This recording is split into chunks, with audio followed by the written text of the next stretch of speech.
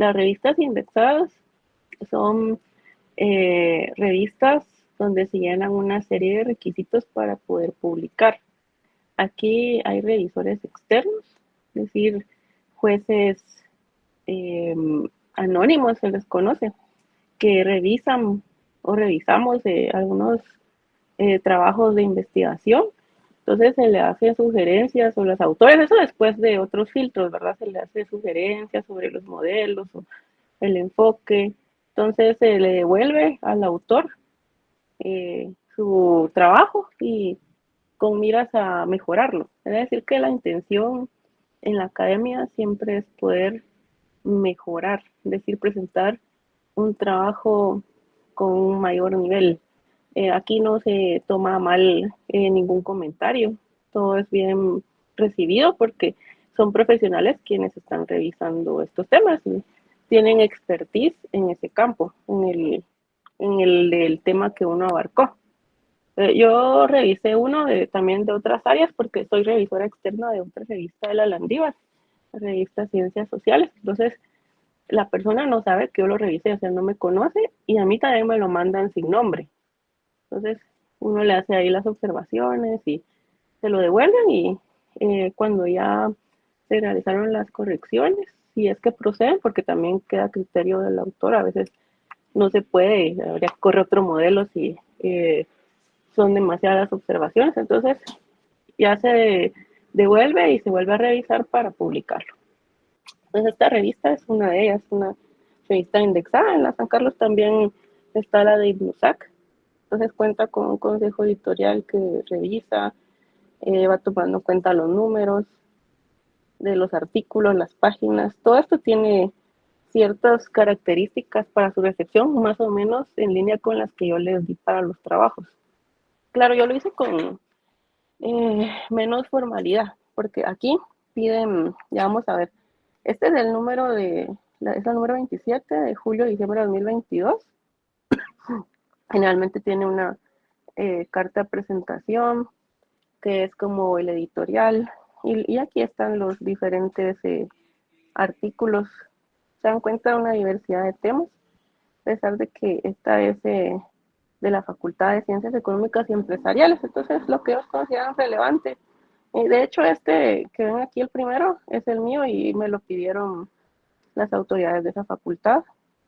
Miren este trabajo del segundo tan interesante, relación entre felicidad y productividad, un análisis empírico que lo hizo el doctor Guillermo Díaz. También es uno de los investigadores más conocidos en el campo, es sancarlista también, economista. Entonces, y docente de nuestra facultad, pero a nivel de posgrado, en doctorados y maestrías. Entonces, la idea aquí es que casi todos estos artículos tienen modelos.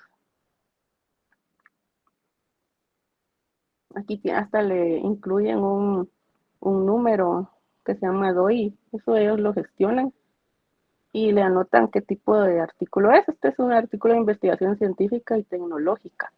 A veces son ensayos, entonces le asignan ahí ensayo de investigación. Entonces ellos ven las características, un resumen, más o menos como el que yo les pedí, que no excede 250 palabras. Solo que aquí sí lo piden en español y en inglés. Por eso yo les puse entre paréntesis abstract, pero no para que ustedes la hagan en inglés, sino para que sepan que así se le conoce.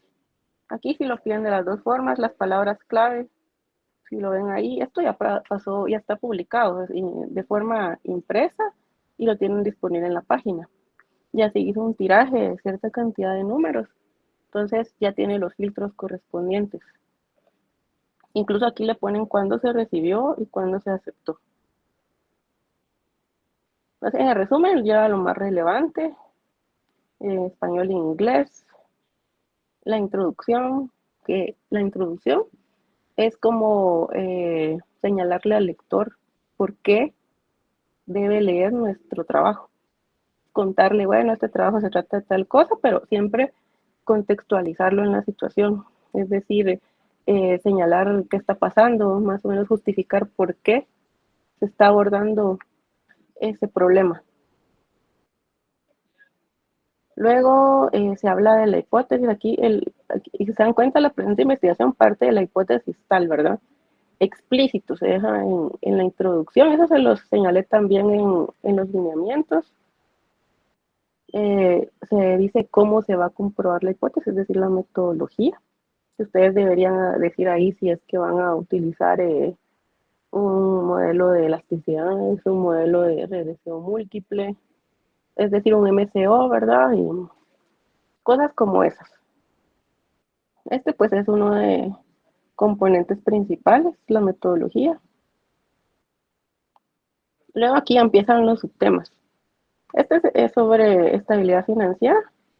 Entonces, el título, si se dan cuenta, es muy, muy corto. Por eso les ponía yo en las instrucciones breve y llamativo. Tiene que ser un tema que sea fácil de encontrar.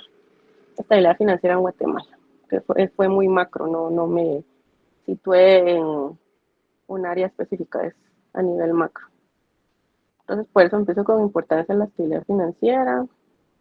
Y todo esto, si se dan cuenta, todo tiene donde debe ir, va en las citas. Ahí dice, por ahí dice The Board of Governance of the Federal Reserve System 2018.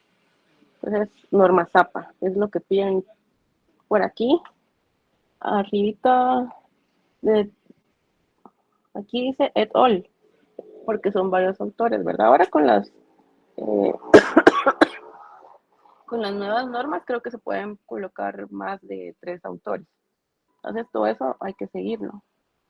Y por aquí, miren, está lleno de citas porque es determinación de la situación financiera en una economía, es decir, cómo se mide. Entonces, esto es algo que lleva mucha revisión de la literatura. Miren cuántas citas lleva. Y estas citas son diferentes. Nunca vayan a citar un solo documento a lo largo del trabajo, porque eso evidencia que no hubo investigación. Tienen que ser muchas fuentes. Al final les voy a mostrar cuántas fuentes se utilizaron. Tengan cuidado con Word, porque cuando se pone automáticamente la función de que les inserte las normas APA, Word se confunde. A veces lo hace de una forma inadecuada. Experiencia internacional en la construcción de índices de condiciones financieras, porque es hacia donde yo apuntaba. Entonces también revisión de la literatura, si se dan cuenta.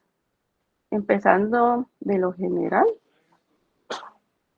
a lo particular. Dice por ahí al final ven Centroamérica y República Dominicana y decir cómo está el caso de Guatemala. Y aquí en el caso de Guatemala, la revisión de la literatura hasta los primeros meses de 2022, esto previendo que más adelante alguien pudiera publicar algo similar, ¿verdad? Porque uno nunca sabe. Determinó que solo el Fondo Monetario Internacional había hecho una especie de índice, pero no colocó su metodología y lo hizo solo en 3 ocasiones. Yo ahí digo, fue 2013, 14 y 16, en el marco del artículo cuarto, que se suscribe con ellos. Entonces ahí se dice, bueno, no hay, entonces no hay nada, ese va a ser el aporte. O sea, generalmente tiene que tener un aporte. Entonces aquí dice, el cuadro hace referencia al año previo. Aquí dice método de suma ponderal, es la metodología que utilicé mediante un análisis de vectores autoregresivos con datos trimestrales. Y luego ya viene la evaluación para Guatemala, que esto es bastante breve. Todo el trabajo, la metodología. Aquí pues ellos cuando se piden con las ecuaciones de Word, pero aquí lo pegaron como imagen, ya es un proceso de diagramación interno de la revista. Todas las ecuaciones numeradas, contexto financiero nacional, las variables utilizadas. Y aquí, por supuesto, habla del tratamiento de los datos, cómo se construyó la metodología, y por ahí dice que todas son estacionarias. Sí, ahí dice 18 variables con comportamiento estacionario, periodicidad semanal, expresada así en porcentaje, se dice hasta cómo las están utilizando y el periodo. Luego, aquí pues sí tenía yo que hacer un análisis de varianza. Ahí tienen las hipótesis de las pruebas. Prueba de Bartlett era esta. Las tablas con los resultados. numeradas, con las notas al pie correspondientes. Hay otra tabla, las gráficas y todo lo que se incluye, todo explicado si se dan cuenta. Esto es elaboración propia porque yo lo construí con mi metodología. Resultados, porque ahí solo estaba contando como siempre hacemos, ¿verdad? Qué metodología, en qué consiste y luego ya los resultados del corrimiento del modelo, que es así como más o menos ustedes deberían presentar una gráfica o una tabla. Esto construido, a pesar de que los programas pueden generar sus propias tablas, a veces no son muy legibles, entonces lo ideal es pasarlo al Excel. Y ahí solo quería mostrarles, y aquí las gráficas de los resultados, ya para aterrizar en el índice. Un componente cíclico, si se dan cuenta. Luego, algo que yo detecté fue los episodios, que también se miraban en esta gráfica. Y por aquí se construyó con los episodios y se comparó con el IMAE para saber si se podía predecir el comportamiento de la actividad económica. Y en cierta forma sí se concluyó que sí. Aquí se describen todas las fases. ¿Se dan cuenta? Conclusiones muy puntuales. ¿Qué fue lo que se encontró? ¿Qué fue lo que no se encontró, si fuera el caso? O sea, la introducción y las conclusiones son muy importantes para que el lector pueda sentirse atraído para leer el trabajo. Miren las referencias, todas en orden alfabético. Si ustedes han publicado antes, pueden citarse a sí mismos si están usando algún documento propio. Vean la cantidad de fuentes que yo utilicé. ¿Sí? Más o menos así sería. ¿Dudas? De forma muy breve. Y por ahí encuentran otros si quieren ver el de la felicidad. Miren, revisión de la literatura. Todo lleva modelo y datos. Los títulos generalmente van a depender del estilo del autor, ¿verdad? Pero tiene gráficas al igual que el mío. Resultados. Miren, ahí tiene sus tablitas. Discusión. Conclusiones. Este tenía un apartado de discusión incluso, vean. Yo recuerdo que vi alguna tesis sobre ese tema, pero bastante focalizado era para Santa Rosa. Evaluamos una tesis que la estudiante, ahora ya licenciada, hizo su propio muestreo, eh, cubrió los costos de poder levantar esa encuesta para cierto municipio. ¿Dudas, comentarios?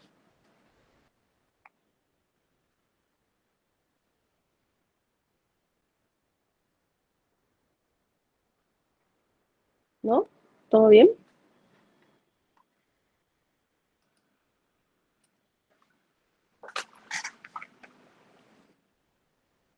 ¿Todo bien?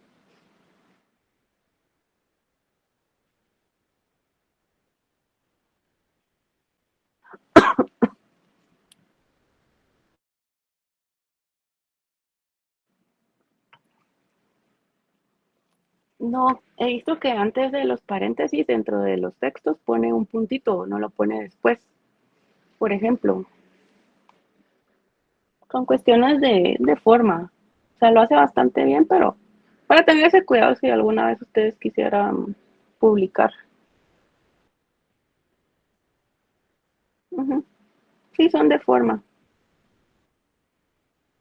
¿Sí? ¿Alguien más? No. O ya están terminando sus trabajos.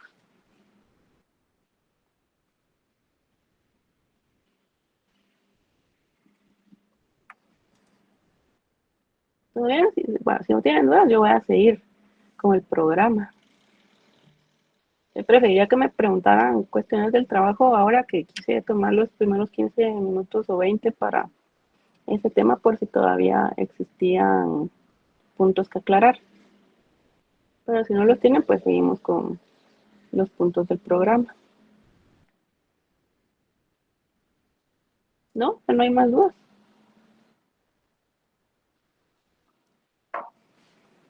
Bueno, entonces, antes de entrar a un nuevo grupo de modelos, ¿qué hemos visto hasta ahora? ¿Qué tipo de modelos vimos antes?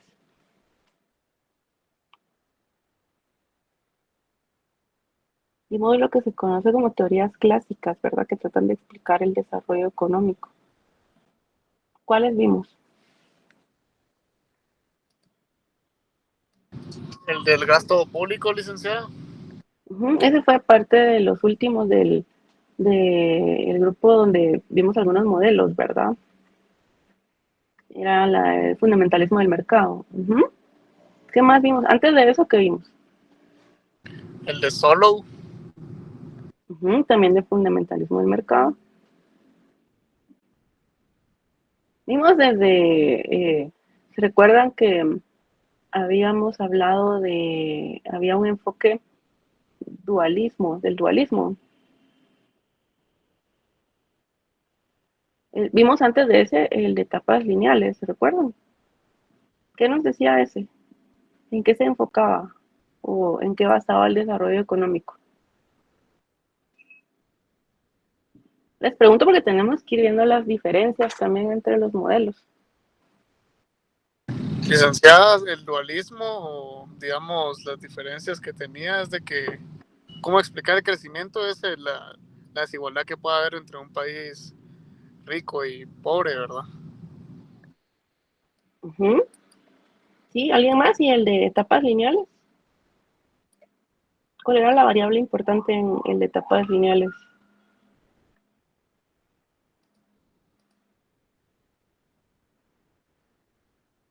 Ya no se recuerdan.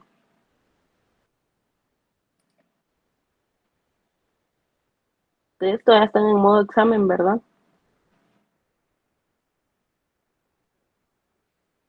Están más preocupados tal vez por lo que viene.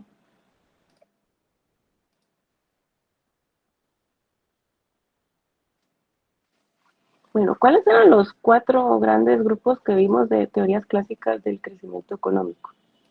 ¿Recuerdan que vimos las teorías basadas en el crecimiento económico que tienen un comportamiento lineal, las de cambio estructural, dependencia internacional y libre mercado? ¿Sí? Y la de etapa lineal es que ¿cuál es el autor? Esto hasta lo evaluamos, ¿verdad?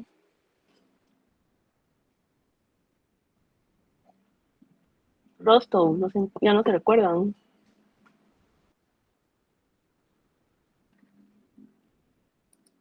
¿Sí? ¿Sí me están escuchando? Sí, licenciada. Entonces, ¿cuáles son las variables importantes para Rostow? El ahorro y la inversión, ¿verdad? En esas variables se fundamenta el desarrollo económico. Acuérdense que las primeras teorías basaban en el desarrollo económico en base al crecimiento, el nivel de crecimiento de los países. Luego el modelo de cambio estructural de dos sectores de Luis que resaltaba. Porque por ahí algunos quieren hacer un trabajo al respecto.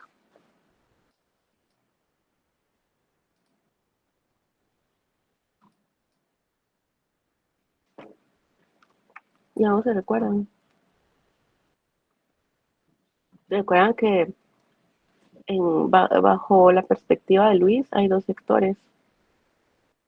Sí, el agrícola y el no agrícola, licenciado. Ajá, y el no agrícola es el manufacturero, ¿verdad?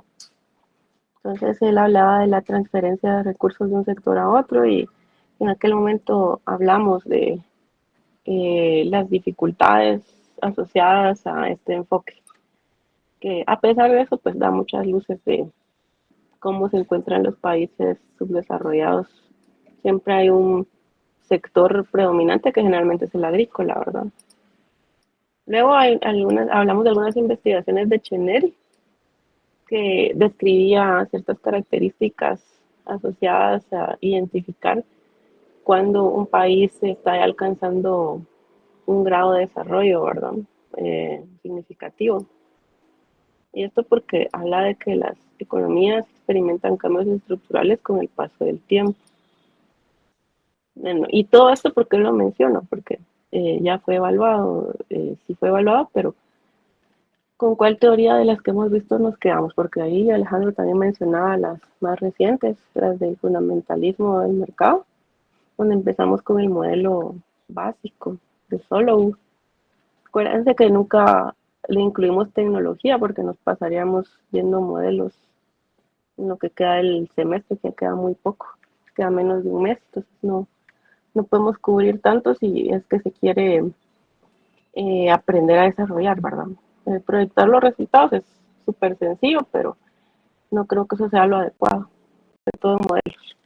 Entonces, ¿con cuál modelo de los que hemos visto nos quedamos? El de Kupsman. El de Kuzman. ¿Por qué? Ah, o ¿cómo así? ¿Con cuál nos quedamos? ¿De elección o como último tema? Tal vez no. No, sí, o sea, Ah, ¿con cuál se queda usted? ¿Cuál elige para explicar ah, el desarrollo económico? ah. A mí me parece Solo, la verdad. Solo ya sería con tecnología o algo así, ¿verdad? Más desarrollado. Exactamente.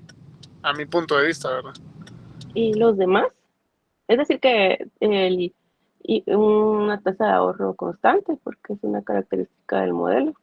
No es un modelo de crecimiento exógeno. Es decir, que usted está más a favor de, o es partidario de que el desarrollo económico se estimule de forma exógena. ¿Es así? Sí, licenciada, además creo que parte de nuestro crecimiento económico sí depende mucho del exterior, ¿verdad? ¿Y A mi los punto. demás? Así, gracias Alejandro. ¿Los demás?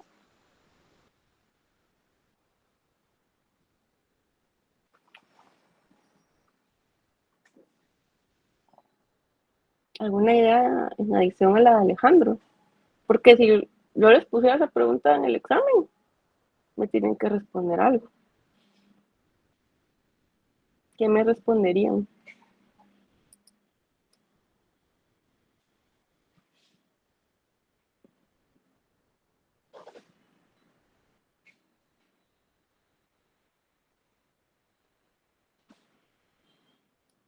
Y hemos visto que cada teoría se fundamenta de distinta forma. Es decir, cada enfoque tiene sus críticas, también tiene sus fortalezas.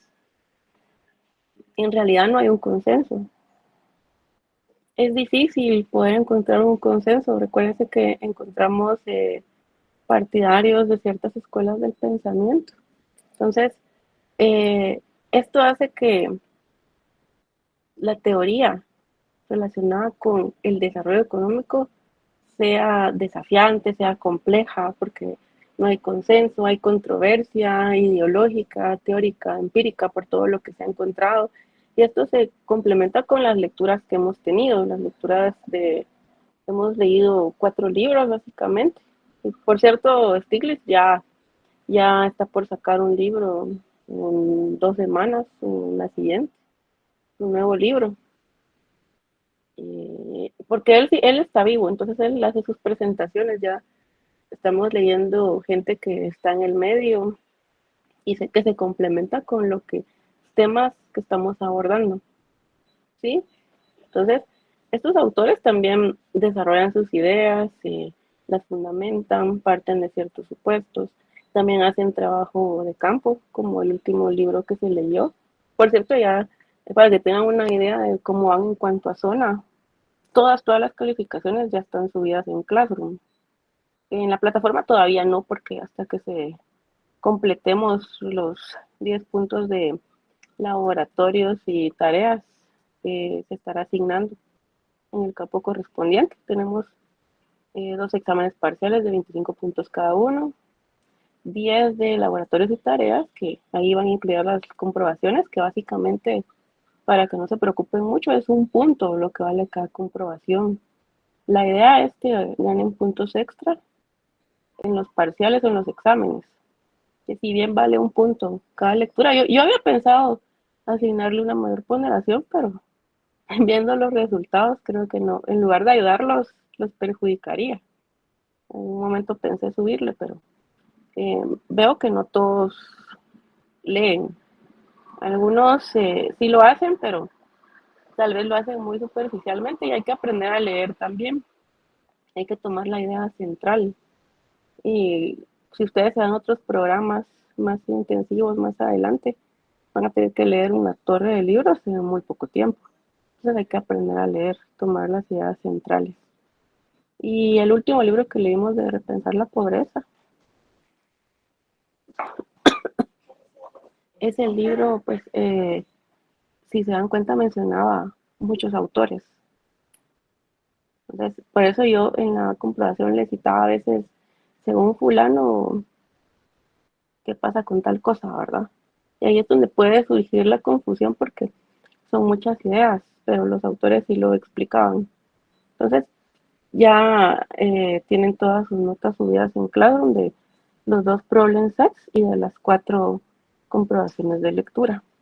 Que aunque vayan muy mal, yo creo que ha sido un buen esfuerzo y un buen ejercicio, sobre todo en las comprobaciones de lectura. Creo que han sido enriquecedoras.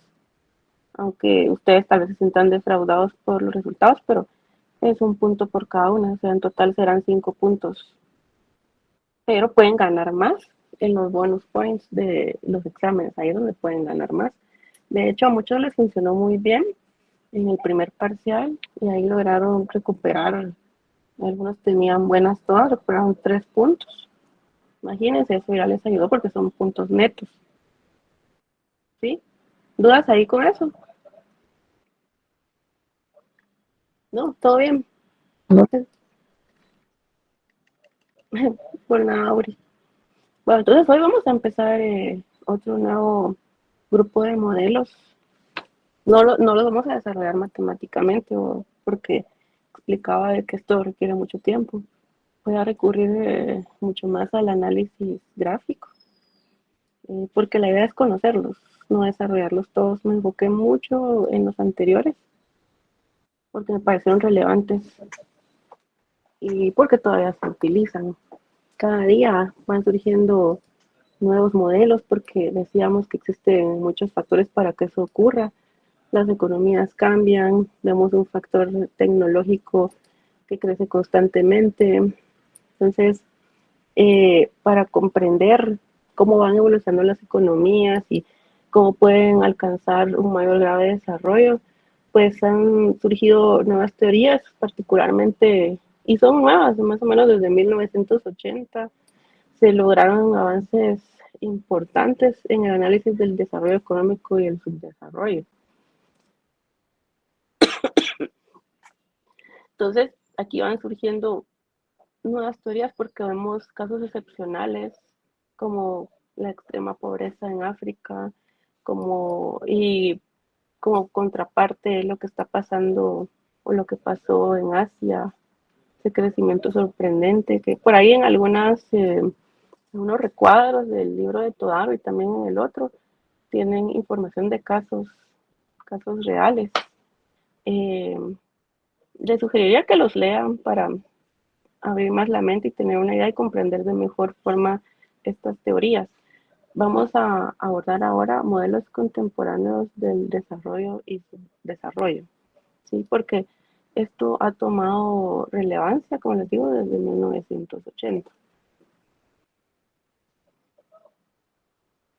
Es como siempre, pues, se toman en cuenta las teorías previas, todo lo que hemos visto. Es decir, que aquí, debido al debate que surge, se empiezan a retomar ciertos modelos para mostrar que en realidad podríamos concluir con lo que llevamos, que es difícil alcanzar una etapa de desarrollo económico comparado con el que tienen las economías avanzadas. ¿Están de acuerdo?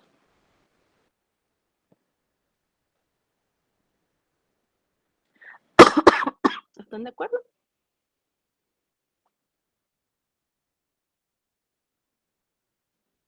Sí, sí, ahora. Sí, Ligda. Ok, gracias, Abel.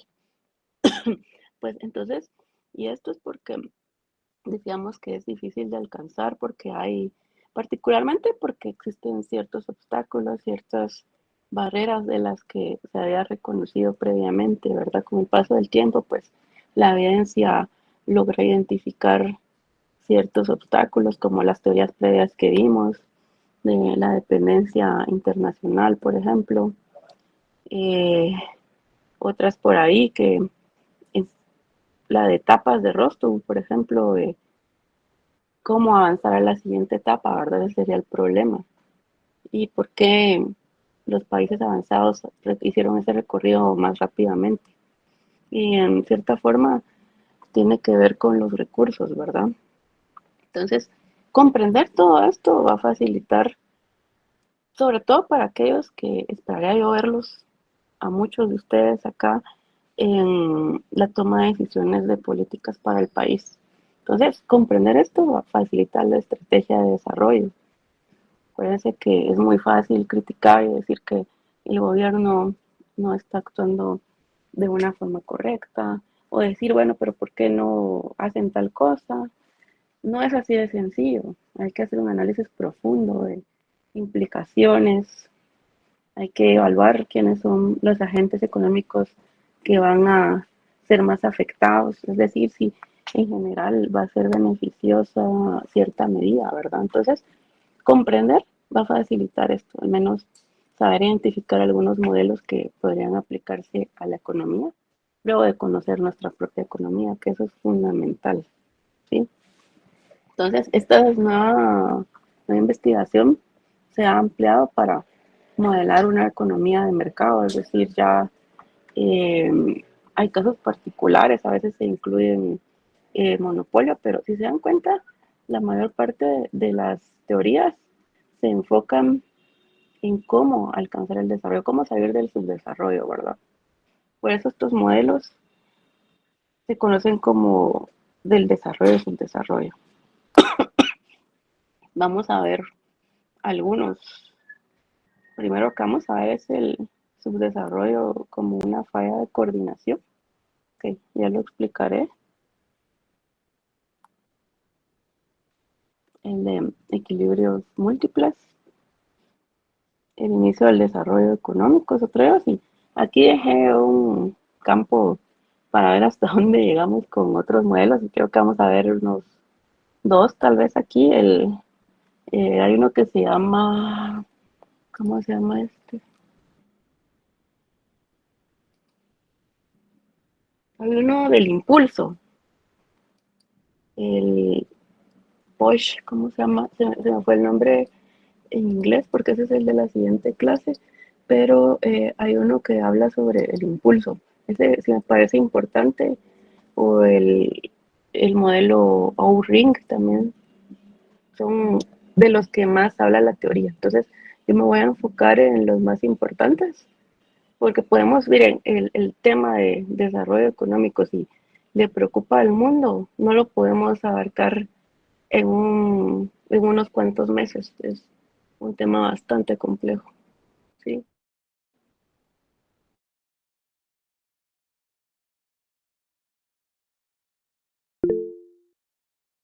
Licenciada.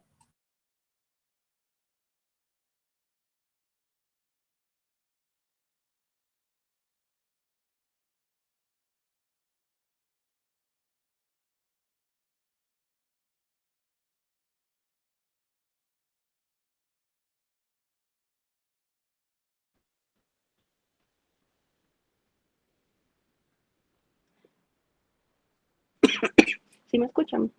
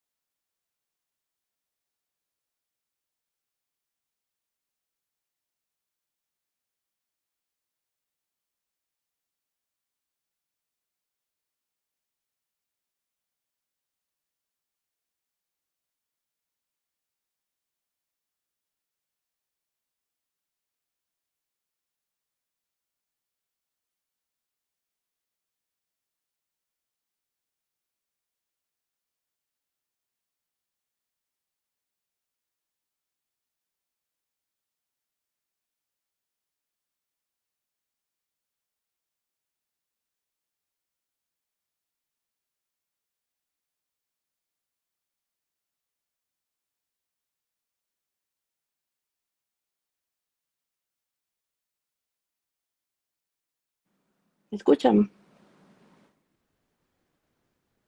Ahora Sí, no sé qué pasó. pensé que era mi internet.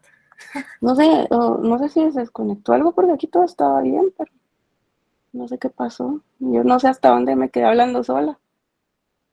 Yo le iba a De hacer hecho, una pregunta. sí, de hecho sentí que estoy hablando todo el tiempo sola, pero antes de que de verdad me desconectara, no sé hasta dónde me alcanzaron a escuchar Alejandro y luego me hace su pregunta.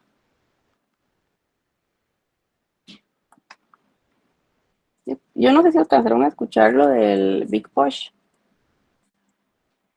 Sí, No, eso no se hasta ahí fue lo que escuchó. te dijo del... Bien, eso sí dijo algo de esas teorías. Eso fue lo que escuché porque acabo de entrar Que, nada más. ajá, que les Ah, iba a hablar de eso más adelante. Es que no lo expliqué a Abel, solo lo Sí. mencioné. ok. Fueron segundos porque me di cuenta cuando vi que se congeló. Sí, Alejandro, entonces.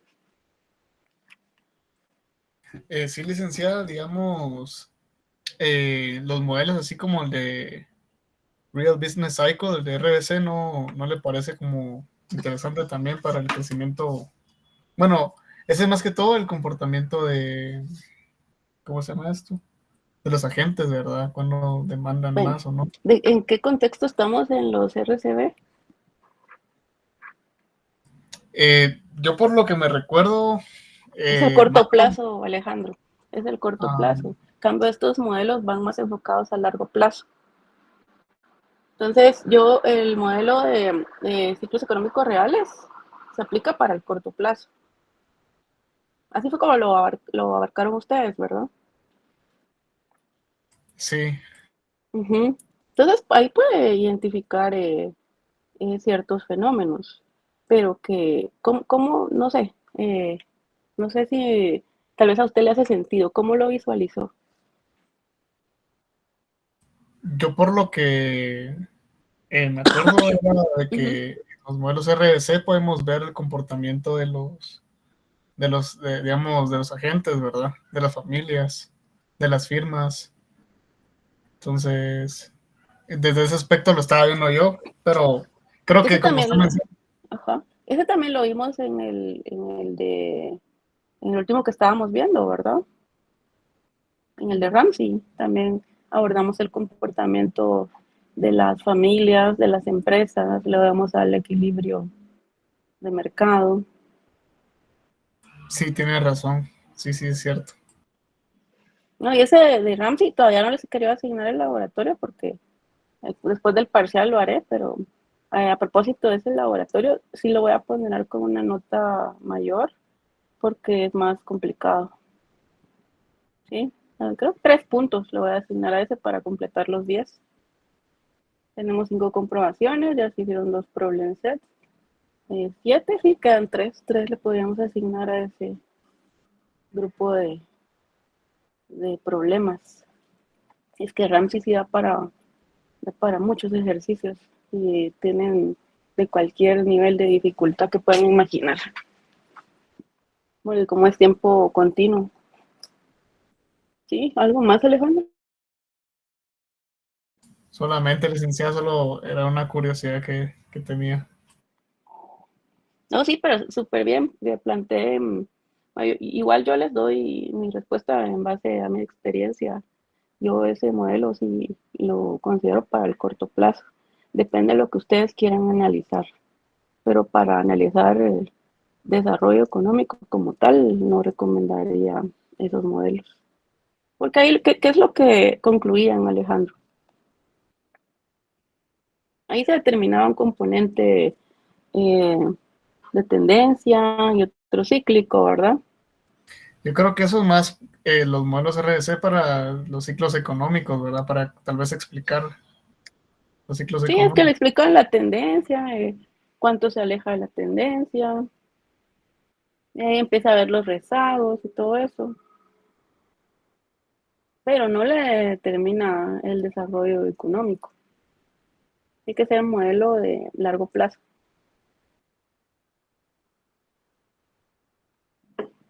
Y todos los que hemos visto son así, si se da cuenta.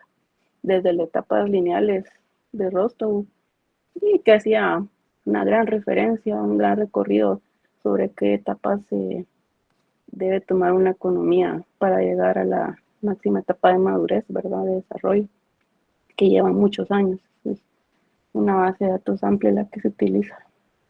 Sí, entonces yo recomendaría alguno de los que hemos visto, no vamos a ver todos obviamente, pero si se quieren especializar en este tema de desarrollo económico, también hay maestrías y ahí se puede profundizar más, si es que les llamará la atención el tema o si les gustan los modelos. Y a nivel de maestría sí es más formal este enfoque, entonces no es solo de discusión, como generalmente se podría abordar este tema, sino que hay que demostrarlo, ¿verdad? Sí, entonces el primer modelo de este grupito me parece muy interesante, el del subdesarrollo como una falla de coordinación.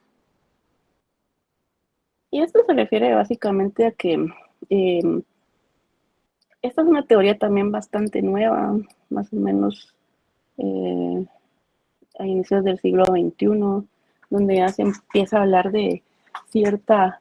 voy a apagar mi cámara porque tal vez por eso se cae la señal también. Ahí está. Y no sé si son ustedes, es mi señal, pero el día ha sido muy atípico hoy, ha llovido, ha pasado de todo. Bueno, entonces, aquí básicamente lo que dice es de que si existe cierta complementariedad entre varias condiciones que adoptan los agentes económicos. Es decir, por ejemplo, una acción que realiza una empresa, que sería un agente económico, ¿verdad? Una acción que realice este agente económico, que puede ser empresa, trabajador o una institución, que aumenta los incentivos para que otros agentes tomen acciones similares. ¿Sí? Es decir que, por eso ahí les pongo dos piezas de rompecabezas. Ellos se complementan. Una acción que es tomada por un agente económico va a ser seguida por el resto de agentes de la economía. ¿Por qué? Porque esto contribuye a alcanzar desarrollo económico. Y estos modelos generalmente se basan en los modelos de crecimiento endógeno que vimos, empezando por el de Harold y Domar, ¿verdad? Que fue el primero de ellos que vimos. Entonces, ¿por qué? ¿Y a qué nos referimos con crecimiento endógeno?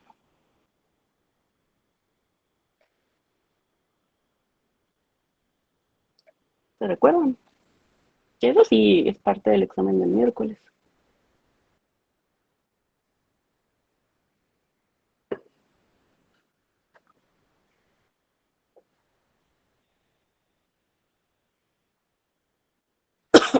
Y entre ellos incluimos el gasto del gobierno, ¿verdad? Que es un modelo de crecimiento endógeno, porque el crecimiento económico, el desarrollo, se genera internamente, ¿verdad? No se depende de una variable externa, o sea, dentro del modelo se puede alcanzar, ¿sí? ¿Sí se recuerdan o no? Esto es cuando todo funciona apropiadamente, ¿verdad? Es decir, que hay una correspondencia entre las acciones de los agentes que intervienen en la economía. Y esa complementariedad, pues, se va dando, por ejemplo, aquí vemos en este dibujito una empresa. Hay, por ejemplo, una empresa, pensemos en la industria automotriz, ¿sí? O sea, esta industria necesita trabajadores especializados en esa rama, ¿verdad? En la mecánica, todo lo que conlleva el proceso productivo relacionado con vehículos. Entonces, aquí que existe una correspondencia entre lo que demanda la empresa de este ejemplo y trabajadores que sí disponen de esos conocimientos. ¿Sí? ¿Me explico con eso?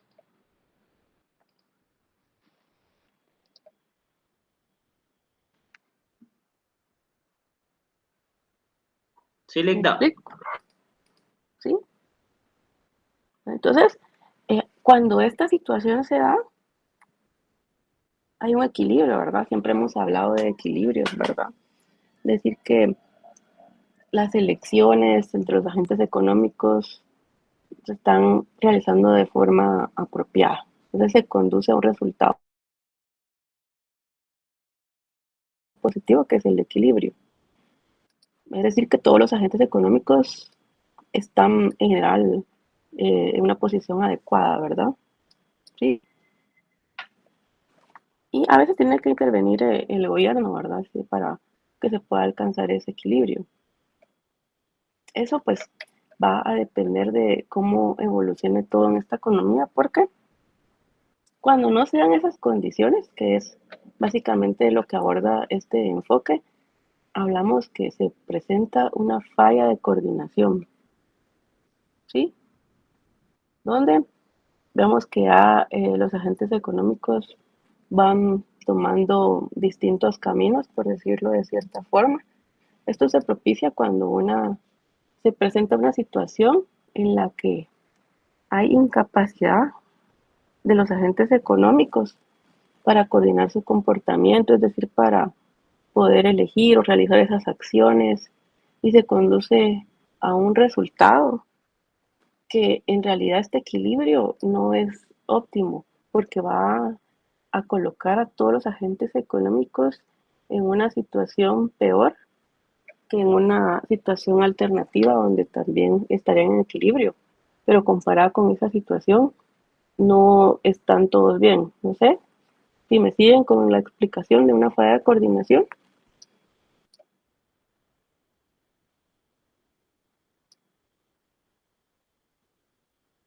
¿Sí? Licenciada, Sí, disculpe, sí, es sí, sí, que sí. yo perdí señales que, como usted dice, es un día bastante atípico, pero esta falla de coordinación, solo si puede volver a mencionar qué es lo que significa. Es la incapacidad de los agentes económicos para coordinar su comportamiento. Es decir, todos los agentes económicos no están en una situación como la anterior, de complementariedad. Donde es, por ejemplo, aquí, y aquí podría ser el contraejemplo, ¿verdad? Para entender que es una falla de coordinación. Esta empresa automotriz está demandando trabajadores. Estos trabajadores no tienen esa cualificación para desempeñar actividades en esta empresa, ¿sí? Eso es una falla de coordinación porque la empresa está tomando una acción de contratar trabajadores con cierta tecnificación, pero no se dispone. Es, por ejemplo, lo que conocemos en la teoría que siempre abordamos de, no sé si le han llamado así antes el equilibrio marshalliano que es en forma de tijeras, de oferta y de demanda, ¿verdad? ¿Sí? ¿Me explico? De- a cierto nivel de oferta corresponde cierto nivel de demanda. Entonces aquí no se encuentra un equilibrio cuando hay una falla de mercado porque no están girando en el mismo sentido, no se están complementando, ¿sí? Eso ocasiona, o sea, las decisiones, ¿sí? Y hay dificultades de coordinación, ¿verdad? Y esto puede darse por las expectativas diferentes entre los distintos actores en la economía.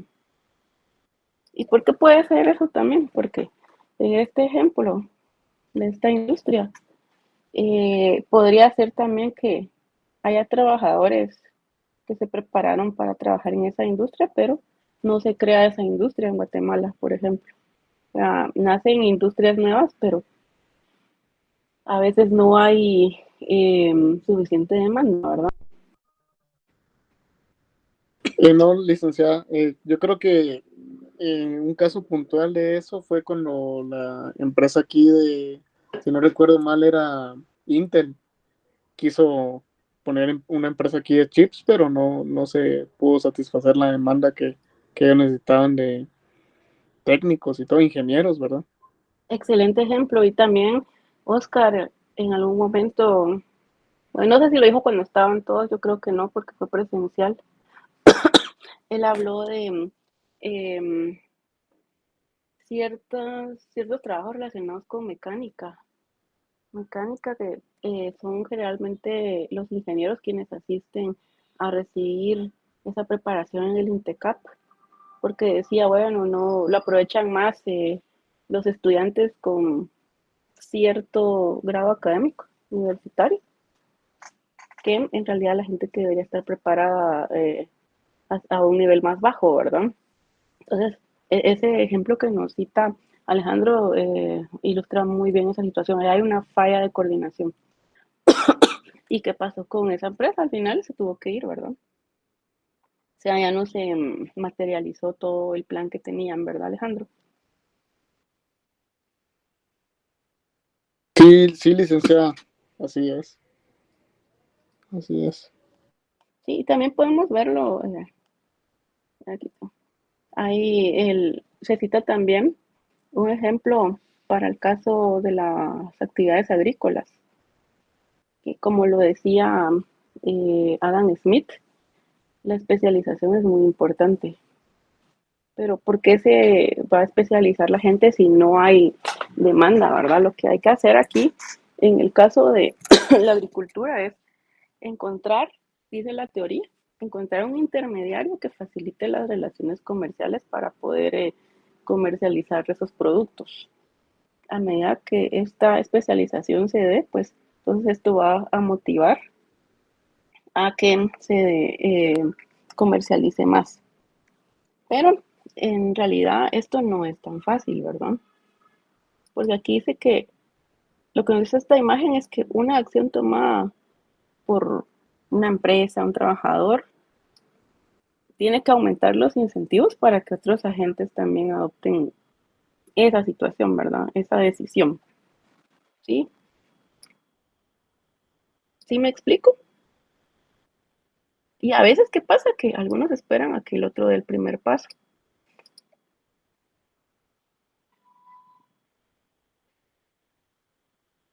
¿Qué piensan al respecto?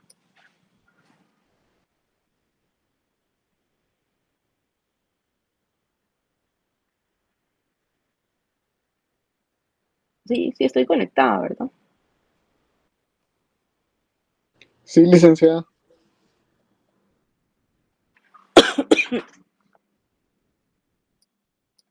Sí, entonces eso, el caso que citaba Alejandro, ahí se requerían habilidades especializadas y disponibilidad de trabajadores para poder producir chips, ¿verdad? Pero no existían. Entonces las empresas no van a entrar en un mercado ni se van a ubicar en un área si los trabajadores no poseen esas habilidades que ellos necesitan, como ocurrió, ¿verdad? Pero tampoco los trabajadores van a adquirir esas habilidades si no hay empresas que los empleen. Es decir, que bueno, pudo haber sido que tal vez algunos quisieran empezar a trabajar, pero luego dijeron, ah, pero si ya se fueron, ¿verdad? Entonces ya no hay motivación. Y por eso surge este dilema, y ahí lo ven de una forma muy ilustrativa. Surge ese problema. Bueno, ¿qué fue primero entonces? El huevo o la gallina, ¿verdad? Por lo que les decía de que las empresas no entran al mercado si no encuentran trabajadores con esas capacidades que necesitan, pero los trabajadores puede ser que tampoco se capaciten si no hay una empresa que los demande. ¿Me explico? Sí, licenciada. Yo creo que ese es el caso también de muchos profesionales, ¿verdad? A veces la oferta de trabajo no requiere, digamos, ¿cómo explicarlo? No hay mucha oferta de trabajo y también los profesionales no pueden desarrollarse de una mejor manera porque no hay fuentes de empleo, ¿verdad? Si no hay mucha demanda, ¿verdad? Oferta hay, pero Ujú. lo que no hay es demanda. Pensemos en las carreras relacionadas con ciencias políticas, ¿verdad? Y por ahí están los relacionistas internacionales que al final los economistas paramos haciendo todo ese análisis, no lo hacen ellos, ¿verdad? Uno esperaría que ellos sean quienes empiecen a debatir los efectos de las tensiones geopolíticas, pero no. Eso lo hacemos los economistas o a veces uno que otro sociólogo por ahí puede ser empleado, pero solo si yo tuve compañeros a nivel de maestría que solo cuando adquieren otro tipo de conocimientos pueden lograr entrar al mercado laboral. Sí, justo lo que dice Alejandro, ¿verdad? Entonces ahí no se entiende, bueno, qué es lo que causa qué, ¿verdad? Entonces entra en ese dilema, ¿verdad? Y es que aquí, en este caso les hablaba de la especialización, de la necesidad que puede existir entre comerciar con otros bienes y servicios, y no, porque lo que ocurre aquí es que todo se deja para el autoconsumo y se cae en una trampa del subdesarrollo. ¿A qué nos referimos con trampa del subdesarrollo? Ya para ir terminando.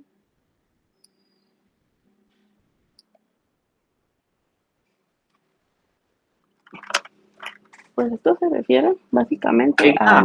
Sí. ¿No será tipo como un círculo vicioso? En cierta forma sí. Es decir que no, bueno, más que todo, estancamiento sería la palabra que yo utilizaría. Estancamiento. En este caso, que les citaba de la agricultura, en agricultura de subsistencia.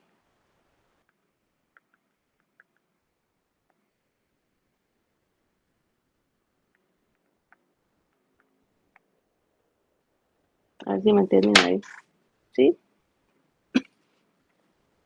Entonces, se puede evitar un estancamiento, o sea, esto se podría evitar si se toman acciones. Estas acciones, aquí se necesitan inversiones complementarias para poder estimular el surgimiento de ciertas empresas. Esto a través de intervenciones profundas. Estas intervenciones las realizan los gobiernos, ¿sí?